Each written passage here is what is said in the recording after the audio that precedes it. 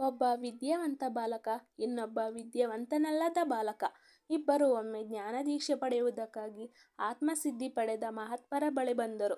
ನಮಗೆ ಜ್ಞಾನದೀಕ್ಷೆ ಕರುಣಿಸಿರೆಂದ ಗುರುಗಳಲ್ಲಿ ಬೇಡಿಕೊಂಡರು.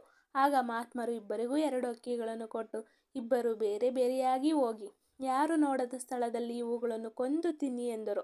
ಆಗ ವಿದ್ಯಾವಂತ ಬಾಲಕ ತಟ್ಟನೆ ಒಂದು ಮರದ ಹಿಂದೆ ಹೋಗಿ ಆ ಹಕ್ಕಿಯ ಕತ್ತನ್ನು ಹಿಸುಕಿ ಕೊಂದು ತಿಂದ.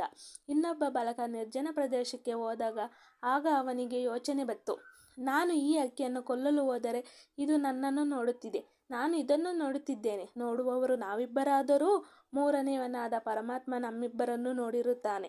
ಮಹಾತ್ಮರು ನಮಗೆ ಆಜ್ಞೆ ಮಾಡಿರುವುದು ಯಾರೂ ನೋಡದ ಕಡೆ ಹೋಗಿ ಕೊಲ್ಲಿ ಎಂದಿದ್ದಾರೆ. ಹೀಗೆ ಯೋಚಿಸಿ ಕೊನೆಗೆ ಆ ಹಕ್ಕಿಯನ್ನು ಹಾಗೆ ತಂದಿಟ್ಟು, ಮಹಾತ್ಮರೇ, ಯಾರೂ ನೋಡದಿರುವಂಥ ಸ್ಥಳ ನನಗೆಲ್ಲೂ ದೊರೆಯಲಿಲ್ಲ. ಪರಮಾತ್ಮ ಎಲ್ಲಿಯೂ ಇದ್ದು ಎಲ್ಲವನ್ನೂ ನೋಡಿರುತ್ತಾನೆ ಅಲ್ಲವೇ ಎಂದರು. ಮಹಾತ್ಮರು ಅವನ ಮಾನವೀಯತೆ ಹಾಗೂ ದೇವರಲ್ಲಿ ಇರುವ ನಂಬಿಕೆ ಮೆಚ್ಚಿ ಅವನಿಗೆ ಜ್ಞಾನ ದೀಕ್ಷೆಯನ್ನು ನೀಡಿದರು. ಇನ್ನೊಬ್ಬ ಬಾಲಕನಿಗೆ ನಿನ್ನ ದೀಕ್ಷೆಗೆ ಅರ್ಹನಲ್ಲ ಎಂದು ವಾಪಸ್ ಕಳಿಸಿದರು. ಪರಮಾತ್ಮ ಎಲ್ಲೆಡೆಯೂ ಎಲ್ಲರ ಆತ್ಮದಲ್ಲಿಯೂ ಇದ್ದಾನೆ, ಎಲ್ಲವನ್ನೂ ನೋಡಿರುತ್ತಾನೆ ಎಂದು ತಿಳಿಯಬೇಕು. ಆಗ ನಾವು ಯಾವ ಪಾಪವನ್ನಾಗಲಿ